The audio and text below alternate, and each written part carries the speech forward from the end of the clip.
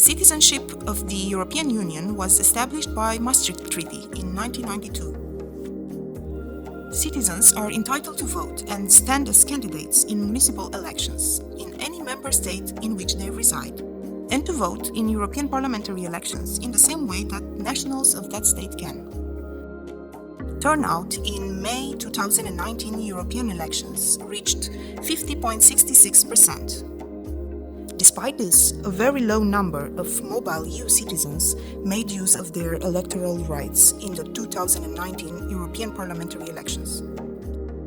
The lack of information and various other obstacles of administrative and political nature severely deter mobile EU citizens from registering and voting, making it seemingly impossible to them. Additionally, in the 27 years since the Maastricht Treaty's implementation, the right to vote as EU citizens in their country of residence is still not being properly supported.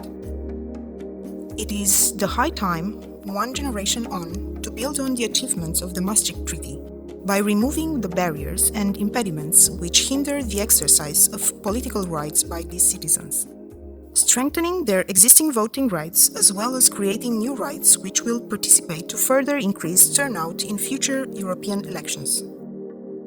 The main danger is that voters who are initially eager to vote become apathetic through facing insurmountable obstacles to exercise their democratic right. We have to remember that voting is not a privilege, it is a right. Member states should remove the restrictions of nationality and enable voting for residents in order to work towards more modern and inclusive democracy.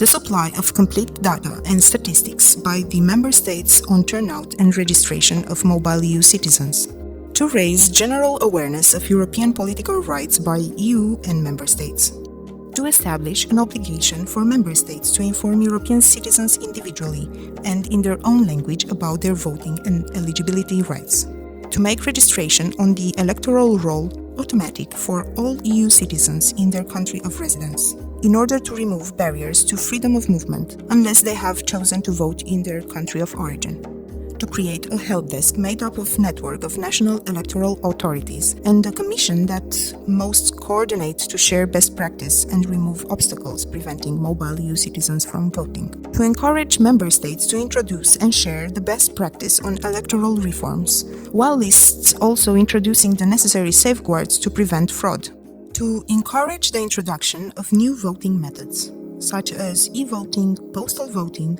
more scope to vote early and where is most convenient. A 2020 Eurobarometer survey on European citizenship and democracy showed that in 2020, 63% of respondents thought that EU citizens living in an EU country that is not their country of origin should have the right to vote in national elections and referendums in their country of residence. The analysis reveals that a majority of youngster respondents support the expansion of voting rights to national elections and referendums in the country of residence.